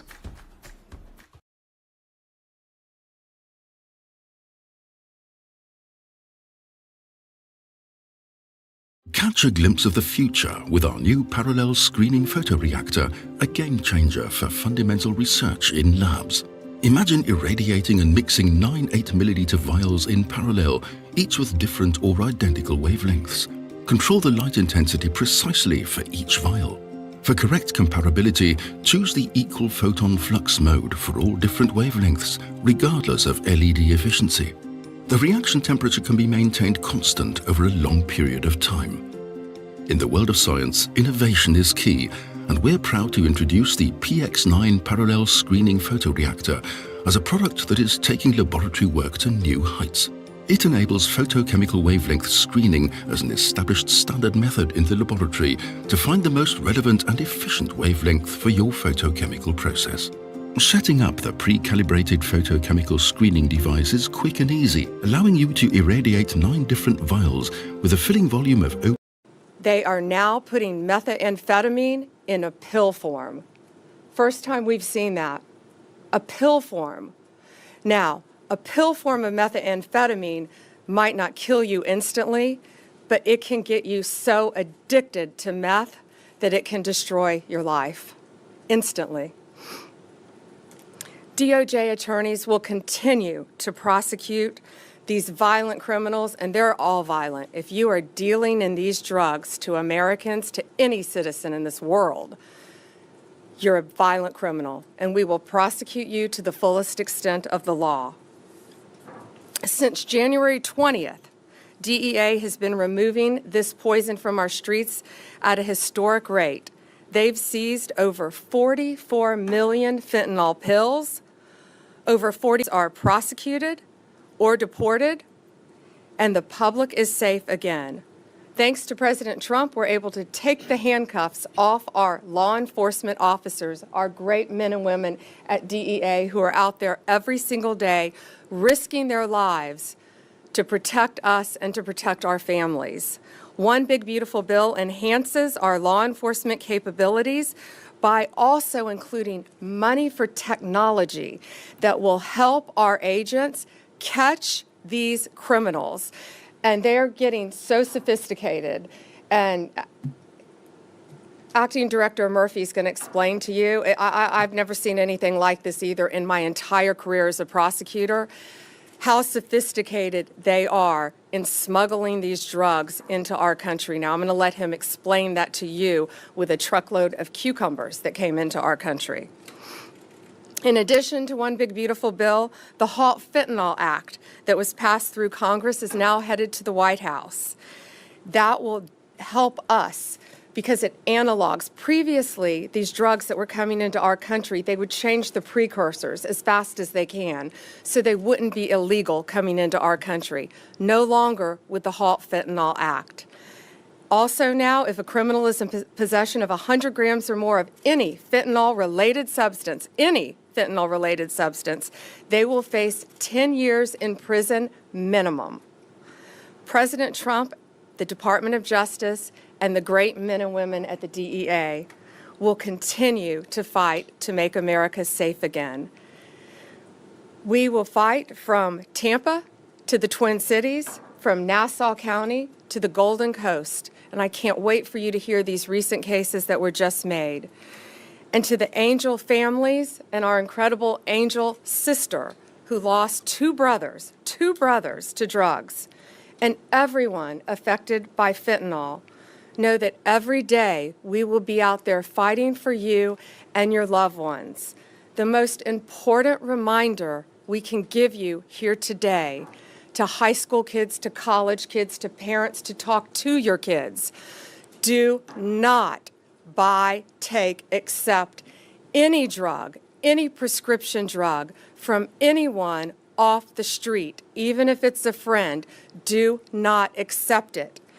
This is why. This is a real Adderall pill. This is a fake Adderall pill. You can't tell the difference. These are laced with drugs that could kill you. Over here, the oxycodone, the fake ones and the real ones. This is what was seized in Fresno, California. In Fresno, right? Yes. Amounts that could kill so many of our high school and college kids. They think that buying this on the street corner won't hurt them, but it will, and it can kill you. And that's why they're targeting places close to our universities as well. I'm going to let Acting Director Murphy now fill you in on all the details of these very, very important arrests that were made just within the last couple weeks. Thank you all for your attention to this very important matter. Thank you, Attorney General Bondi. Hi, I am Madhuri from Provident, and today we will be talking about a project which is inspired. Men and women of the DEA lead the fight against the Mexican cartels. These cartels are responsible for the manufacturing, the smuggling, and the distribution, and then the subsequent collection of the money, because that's what's driving this problem is profit, and making sure that money makes it back into Mexico. How do we measure success? DEA works tirelessly every day to disrupt and dismantle these cartels. We are second to none at developing intelligence, interpreting it, and actioning it. Without the intelligence, these cases I'm going to talk about, we would never be able to make. You are not going to randomly stop the amount of vehicles that we haven't come across a port of entry. There's no way. And some could be million a day. There's no way we're going to be able to stop every vehicle, search it, and find this. Without the actionable intelligence, the technology that we're hopefully going to be getting based on the new bill, help us get better at doing our job and preventing this stuff from making it to the street in the first place. But we recognize that's not enough by itself. We have a responsibility to ensure the public is aware that threats posed by the cartels that endanger both public safety and national security, and this is where all of you come in today. We are seeing a disturbing trend. Cartels are now producing methamphetamine pills. We started seeing it in 2024 at a tremendous amount. We've already seized more methamphetamine pills this year than we did the entire year of 2024. These are made to look like popular drugs that our youngest men and women want, our college-age students. This is an effort by the cartels, a deliberate effort.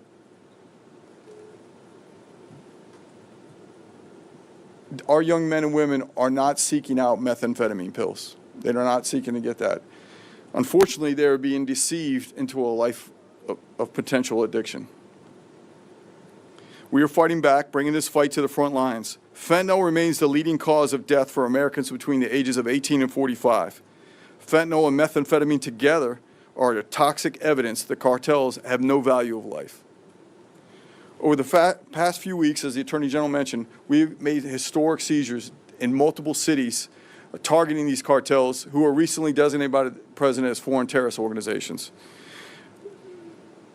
Attorney General spoke about Lexington, South Carolina, right outside Columbia University, University of South Carolina and Columbia, 156 pounds of meth. There was also, 156 pounds of fentanyl along with meth, weapons, cash, and an illegal alien that had previously been deported twice. Fresno, California, the 24 pounds of carfentanil, that's frightening. That's a large amount of any drug, let alone carfentanil. That cannot hit the streets. Luckily, we were able to stop it from getting the street. Gainesville, Georgia, suburb right outside of Atlanta. The 706 pounds of methamphetamine the Attorney General made mention of hidden in a shipment of cucumbers that crossed the Mexican border. Obviously, DEA intelligence led to that. We had not seen this unique. It was not a standard size kilo packages. They were cut in half, and they were built into the boxes that contained the cucumbers. So when you picked up a box, there was no way. So the average trooper or anybody stopping that truck, that 18-wheeler that had tons of cucumbers on it, opened up the back and looked. Unless you knew you were looking for this, there's no way you would have found it. And again, one of the individuals arrested there, an illegal alien deported twice, most recently after serving a federal conviction for drug trafficking, cocaine. Minneapolis, Minnesota, 889 pounds of methamphetamine. Again, one of the persons arrested in that case previously deported. Kern County, California, Bakersfield. Along with our partners, we shut down a meth conversion lab. This is where we see where meth comes across the border in a liquid form, has to be converted back into something that's usable. It's useless in a liquid. It's converted back into crystallized methamphetamine. So very dangerous for the neighborhoods when you live in those areas. Toxic chemicals. This is some of the very, very toxic. The house easily explodes with the chemicals they're mixing. They seized 240 pounds of crystal meth that was finished and another 150 pounds of liquid meth that was in process. Galveston, Texas. Along with our other federal partners, CBP and others, we were able to seize 1,700 pounds of methamphetamine worth over the $15 million hidden inside a vehicle that was crossing into the United States.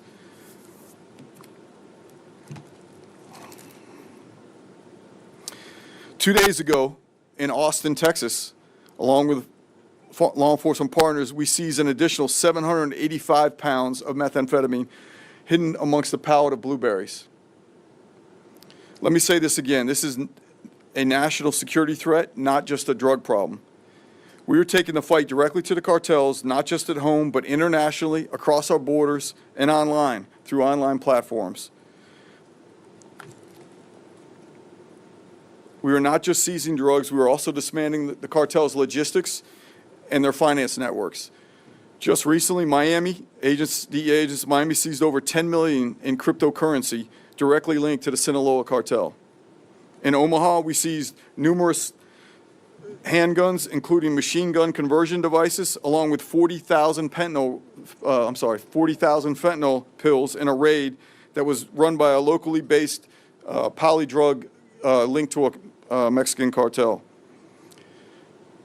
Just recently in Chicago, multi-state takedown in Indiana, Kentucky, and Arizona resulted in the seizure of 59 illegal firearms possessed by serious violent felons, along with 74 pounds of methamphetamine, 11 pounds of fentanyl, 11 pounds of cocaine, cash, and 23 individuals who were arrested. Every seizure demonstrates the reach the cartels have throughout the United States. Make no mistake, the cartels are operating in every corner of this country, and so are we. At this point, we'll take questions. Yes, ma'am. Mr. Administrator, I would like to get your perspective on what exactly is driving this, but I also have an off-topic question for the Attorney General. Starting a company in the Netherlands? Why the Netherlands? 15% corporate tax from 2021. General, in response to comments that President Trump made a short time ago, just a few moments ago on the South Lawn, he said that he would support you releasing additional credible evidence from the Epstein investigation. Is that something that you are open to doing? He said this just a few moments ago. Let me take that first. This today is about fentanyl. This is about a wall of people right outside this room who have died from, I appreciate your question, but this today is about fentanyl overdoses throughout our country and people who have lost loved ones to fentanyl. That's the message that we're here to send today. Nothing about Epstein. I'm not going to talk about Epstein. Go ahead. And so to your first question about what's driving this, clearly it's driven by profit. It's all it is. Mexican cartels are driven by profit only. These are business decisions. Everything we talked about today, whether it's how they're smuggling across the bill and the innovation they use to get it across the border, also the attempt at, quite frankly, during the 4th of July holiday, we think it was a concerted effort that they flood us because they thought there would be less law enforcement working at that time, and they sent as much as they could across the border into numerous cities. Didn't work out well for them. Also, the decision to start making methamphetamine pills, business decision, like any other company in America. They look at what is wanted, unfortunately. Taking a pill has a lot less stigma than shooting a drug in your arm, snorting it, smoking it.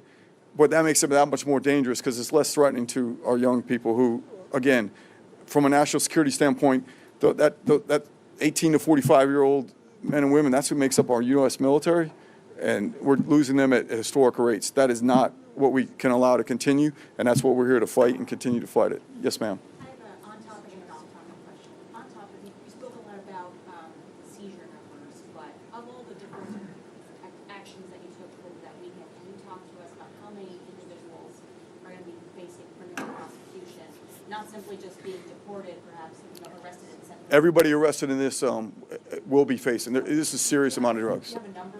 Well, I don't off the top of my head because it was in multiple cities, but I think most of the, pretty much at every place we're talking about, I don't have an exact number. And to jump in on that same topic, though, minimum 10 years in prison for almost all of these defendants, some 20, some 40, depending on the amount of drugs, the type of drugs, the level of drugs. Go ahead. My off-topic question Sure. is for you, Attorney General.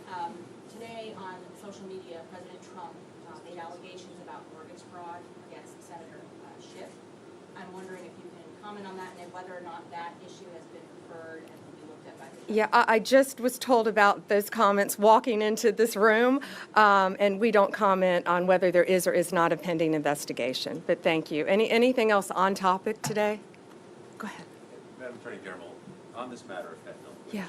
is a priority clearly for the DEA, Department of Justice, are you confident you're going to still be here to execute this because there's so many people calling for change at the Department of Justice? I'm going to be here for as long as the president wants me here, and I believe he's made that crystal clear. It's 4 years, well, 3.5 now, right? We've got 6 months in, and it feels like 6 years. Yeah, exactly. But I was with Director Patel this morning, and we are working on fighting violent crime. We are working on all these issues that we deeply care about to make America safe again and get these drugs off our streets. You know, we've been working on this since my really last 2 years. Fentanyl was coming on the market when I was State Attorney General.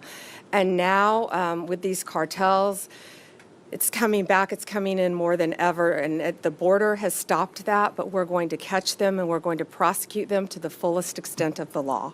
Yes, sir.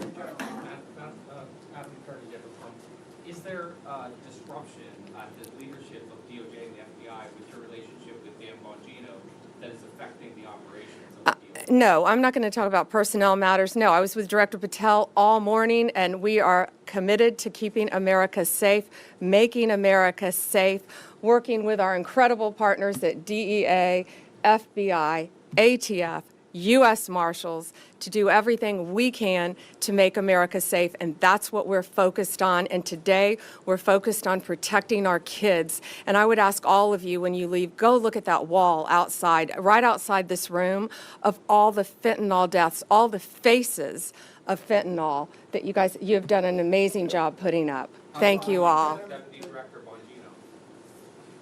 Following up on that. Yes, go ahead. I wanted to follow up on that question. I think the American people have a lot of questions about your relationship with the Deputy FBI Director. Do you believe that he should stay in his role? I'm not going to discuss personnel matters. I think we all are committed to working together now to make America safe again, and that's what we're doing.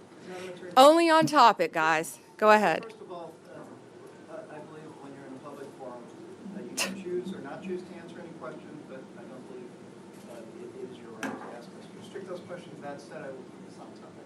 Thank you. How can you keep America safe again when the president's budget for 2026 cuts DEA? You know, when we talk about resumes, adding Microsoft Excel as a skill. By $212 million and the FBI by $500 million. Yeah. You support those cuts? Do you think they will harm your capacity to fight? Well, it won't. That's a great question. It won't harm our capacity to fight. I'll tell you that. We can always do more with more, but we can do more with less, and that's what we're committed to doing. The big, beautiful bill also adds a tremendous amount for us in combating especially the drug crisis, billions of dollars, I believe. I think it's $500 million. Yeah, let me see, $3.3 billion in the big, beautiful bill to combat drug trafficking, support the prosecution of immigration matters, and gang-related crimes. So that crosses all agencies as well. So that That bill will greatly help us as well, in addition to the budget. We also have a $3.5 billion reimbursement fund for state and local agencies that are enforcing the Immigration Act, drug and human trafficking laws. And human trafficking is also something we're not talking about today, but is very, very important to us. Yes, there are billions of additional dollars in addition to the original budget. So that was a great question. Thank you. Thank you, guys. I think that's Ma'am, all. the president said today you would release credible files related to Mr. Epstein. Are you prepared to do that, and when would you? Our memo, today, our memo speaks for itself, and we'll get back to you on anything else. I haven't seen all of his statements today. Thank you. And how would you respond to the MAGA base that has expressed a lot of frustration about it? We're going to fight to keep America safe again, and we're fighting together as a team. That's what's so important right now. You know, we've got a war on drugs. We've got a war on human trafficking. We've got cartels in this country, and we are going to do. We've got foreign adversaries around this world as well, and we're all going to work together as a team to fight to keep America safe again. And I can tell you that's what we're all committed to. Thank you. Thank you all for being here, and thank you for, please show these pictures today. Thank you. If anybody needs B-roll, there's some B-roll, especially of the cucumbers, the thing I talked about, some great video of that.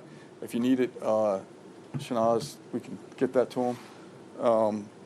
So there's plenty of it. Yes. Is there anything new on Canada? The president has talked about with respect to tariffs, the potential concern from Canada. Have you seen anything recently that would be useful for the public to know about fentanyl from Canada? I can just say that I myself have met with Canada, but I'm going to leave the rest of that to the president on those. But we've met and had discussions, at least on 2 different occasions. And we're going to do everything we can to keep every border safe, not just the border in Mexico. And the reason we wanted you to look at the cucumbers, I've never seen anything like it. There's a video of it that they'll get you. But when you took the cucumbers out of the box, they just look like a normal vegetable crate. And they even changed the packaging and the shape of the kilos to fit underneath the cardboard, where it was virtually impossible to detect, but they did detect it. So, and some of these new funds will help us with technology to continue to take these drugs off our street. Thank you all, and thanks for covering this. Can you get us the number of charged individuals charged? Yeah, we can do that. Yeah, we can do that. and they can get you the time they're facing too, whether it's 10, 20, or I guess 7 times. It looks like they're going to reduce them again and again and again. But our guy wants to play cute. But interest rates are pretty much even. Maybe they went up just a slight bit, but that's the only thing. But that's because of the Federal Reserve, because they're not very smart people. Do you regret Go ahead. Yes, sir, please. Go ahead, please. Do you regret nominating him, Jerome Powell? Look, in the first 4 years, we had the greatest economy in the history of our country. Stock market went up 88 points. I think he's terrible, but I can't complain because we had the most successful administration economically in the history of our country. I think we're going to do even better this time because you will see that the numbers that we're taking in are astronomical. We're taking in tremendous amounts of money with the tariffs. We were treated very unfairly on trade, and countries are having a hard time getting used to the fact that they can't do that to us anymore because we have a real president. We have a president that understands what it's all about. We had presidents that in some cases were smart, but they didn't understand business, or they didn't like business, or, you know, it wasn't like a priority. And then you had like the last administration, the only thing they were good at was cheating in elections. That's about all they could do. They couldn't do anything. They were useless. They were incompetent. Worst administration in the history of our country. Worse than Jimmy Carter. Jimmy Carter died a happy man. You know why? Because he wasn't the worst president. Joe Biden was. So I think you're going to see some fantastic numbers when this all happens. It's happening now. I mean, everybody wants to make a deal. And if they don't want to make a deal, we'll make the deal for them. Because that's what's going to happen. We'll just say, this is what it is. But we want to listen to everybody. And I think I can say for Scott and the other people that are working on it that we're listening, and we're going to be very fair to people. But, you know, we're the one that really sets the deal. And That's what we'll be doing, okay? Yeah, go ahead, please. Please. A question to our Prime Minister. Oh, you have a great Prime Minister. You're so lucky. Yes. In italiano? Oh, yes, that's right. Ok. I'm not sure they do agree. Presidente Meloni, volevo sapere cosa pensava del fatto che il Presidente Trump ha considerato responsabile Zelensky della guerra in Ucraina e poi se avete parlato delle spese militari e qual è il limite massimo a cui ha detto che può arrivare l'Italia, le percentuali delle spese militari. Non abbiamo parlato dei limiti massimi a cui può arrivare l'Italia, abbiamo parlato del fatto che l'Italia sta mantenendo i suoi impegni perché arriverà al prossimo vertice della NATO con il 2% che era già previsto, che è stato sottoscritto dai governi precedenti, perché siamo una nazione seria, ma non abbiamo parlato poi di quanto vada aumentata questa percentuale, anche se siamo ovviamente consapevoli che insomma, il tema della difesa sia un tema particolarmente importante di questo tempo. Per quello che riguarda la guerra in Ucraina, lei sa come la penso che ci sia chiaramente diciamo ci sia stata un'invasione e che l'invasore da quel punto di vista fosse Putin e la Russia, ma non è questo che diciamo oggi quello che rivela è il fatto che insieme vogliamo lavorare, stiamo lavorando per cercare di arrivare in Ucraina a una pace che possa essere giusta e duratura. Penso che questi siano gli sforzi sui quali condividiamo il nostro lavoro, abbiamo condiviso anche oggi il nostro lavoro. That sounded absolutely. That was so beautiful. What the hell was that? What did she say, please? No, I mean it sounded great. It was about. It was beautifully presented, but maybe I could hear what she said. Please go ahead. Yeah, Go ahead. it was about asking. Guys, Hold it. Hold it. Have some respect, please. Thank you. No, wait. I want to hear what she said. Go ahead. Please. Prime Minister Meloni was asked what she thinks about the fact that President Trump holds Zelensky responsible for the war in Ukraine. And Prime Minister Meloni answered, well, actually, we have no, and also if you talked about the military spending, and the raising of the military spending, Yeah. and the first thing Prime Minister Meloni said is that no, actually, we didn't talk about the raise in military spending. Of course, Italy will keep its commitments with 2%, and then we will see, because we are absolutely aware of the fact that it is very important Well, I will do defense that. is very Wait. important. I will It's do very that. important. They've been asking if we decided another percentage about the defense spendings, NATO, and I said NATO. yes, NATO, and I said that Italy is reaching the 2% as it was already decided. We didn't speak about a specific other Yeah. percentage, but we are aware of the fact that defense is important for the future, and we see what also the work that we are trying to do at the European level. And I don't hold Zelensky responsible, but I'm not exactly thrilled with the fact that that war started. That was a war that would have never started if I were president. You'd have millions of people living right now that are dead. You'd have cities that would be open and thriving, and they'd have their beautiful turrets. Those turrets are the most beautiful in the world, but they're not with us any longer. They're smashed to smithereens, laying on the ground in a million pieces, getting hit by rockets, bombs, and bullets. And so I'm not happy with him, and I'm not happy with anybody involved. I think it's a war. I know it's a war. It didn't happen for 4 years. It was never close to happening. It was never even a thought. And I spoke to President Putin about it a lot. It was the apple of his eye, but there's no way he would have ever gone in if I were president. Now I'm trying to get him to stop because, as you know, Russia's a lot bigger. It's a bigger military force. And if you're smart, you don't go involved and get involved in wars that you can blame the man that was sitting in this seat.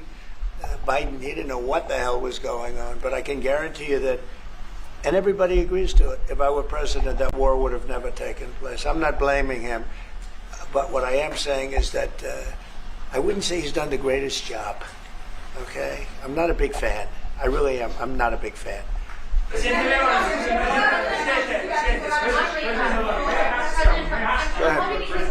Go ahead. Go ahead. Presidente Meloni, avete discusso di Cina e della possibilità che l'Europa poi dazi, diciamo, sulla Cina.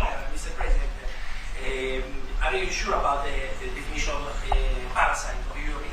Would you say again that European are parasites? It's never said.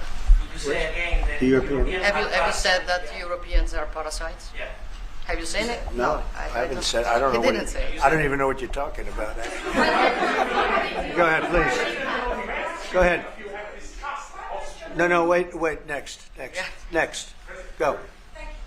Prime Minister Meloni just said we want to make Europe great again, and we want to do it together with the United Sure. West, yeah. Did you? I guess that's what you said, Mr. Prime Minister.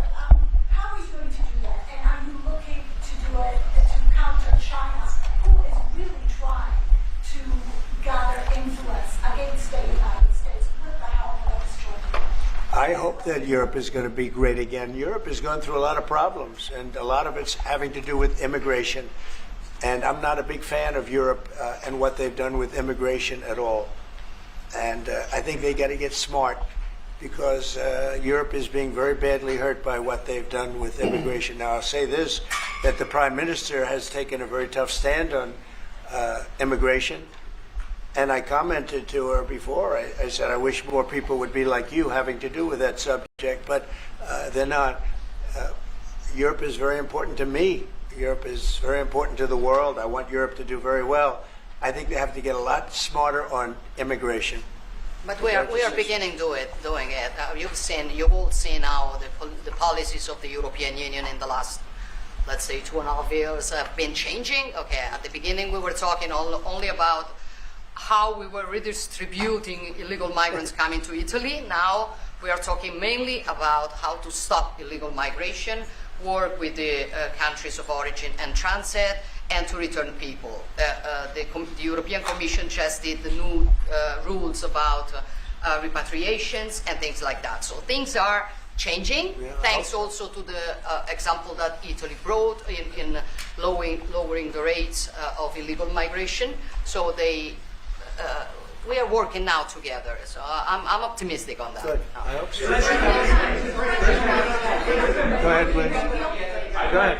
I'd like to ask President Meloni if you have discussed the option of starting to deal with Italy on satellite communications, and President Trump, if you want to see the Google company.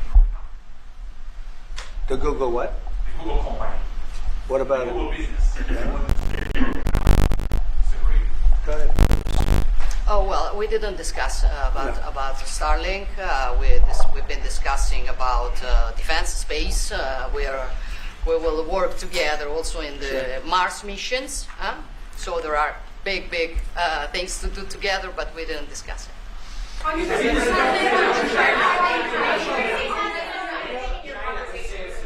that changed your mind potentially about tariffs and what you plan to do going forward? No. Is there anything the Prime Minister said to you that changed your perspective? No, tariffs are making us rich. We were losing a lot of money under Biden, trillions of dollars, trillions on trade. And now that whole tide has turned. We're making a lot of money. We're taking in a lot of money. Don't forget, we're taking in 25% on cars, 25% on steel, 25% on aluminum, 10% baseline. We put penalties on China for sending us fentanyl. We put penalties on Mexico and Canada, 25% for allowing fentanyl and allowing the borders to be weak. Now we're taking in billions and billions of dollars while I sit here and talk to you. And we didn't take in anything before other than the tariffs that I put on previous to Biden, which were the tariffs I put on China, where we took in, up until this point, probably $700 billion. They were Trump tariffs. He tried to weaken them. He did everything he could. You know, he got paid money by China, right? The family got paid money, he did. And so I don't know, maybe that was the reason or maybe it wasn't, but he tried to weaken them, but he couldn't because there was so much money that his budgets, you know, they couldn't stand not doing it. But I took in the, up till this point, my tariffs on China. Nobody ever took in 10 cents from China. No other president took in 10 cents. I took in more than $700 billion from China. So we're doing very well. I mean, our country's doing very well. They had a bad report today from one of the healthcare companies that had an impact on the stock market. But this isn't about that. This is really, we're building a base. We're building a country like no other. And again, I had the strongest economy in the history of our country by far, history of any country probably, but the history of our country in 4 years. And I think this has a chance to be much better. Can you just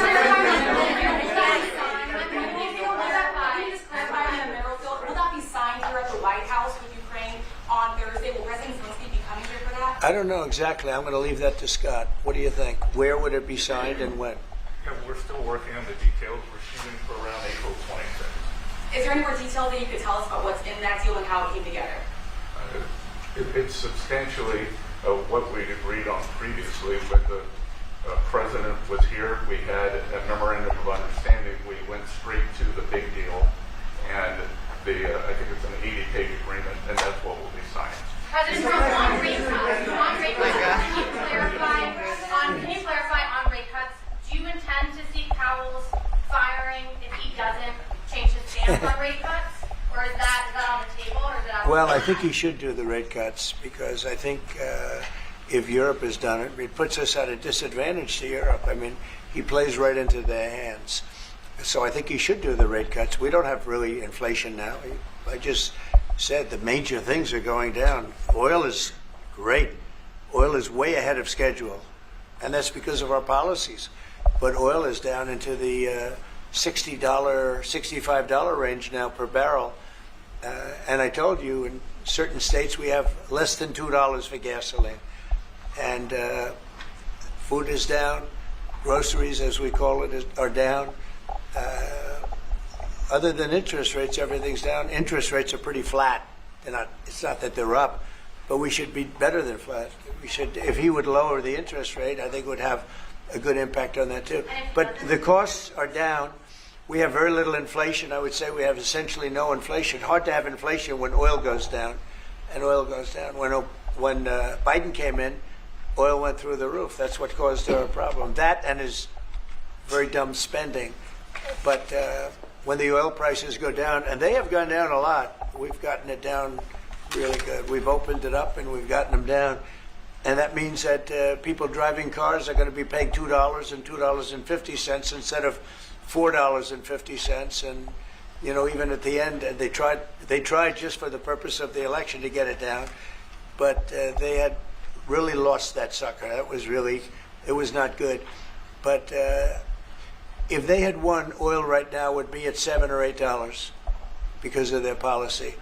And we're going to be at about $2. Could be even a little bit less than that.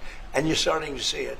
So I don't know how you can have inflation when oil has come down quite a bit. And I would say the Fed really owes it to the American people to get interest rates down. That's the only thing he's good for. And he would have an effect on that if he lowered them. And I think at some point he will. He's going to have a lot of political pressure. You know, they are political also. And I think there's a lot of political pressure for him to lower interest rates. Yeah? Yeah, go ahead. Sorry. Please. Do you think that Italy can be your best ally in Europe? And also, do you ever notice when you walk into opponents? Only if the Prime Minister remains the Prime Minister can it be our best. she's doing a great job. And yeah, certainly one of our great allies, not just in Europe, anywhere. She's a fantastic person and doing a great job. And our relationship is great. And we have a lot of Italians in this country, I tell you, and they like Trump, and they voted for Trump. Anyway, thank you very much, everybody. Thank you.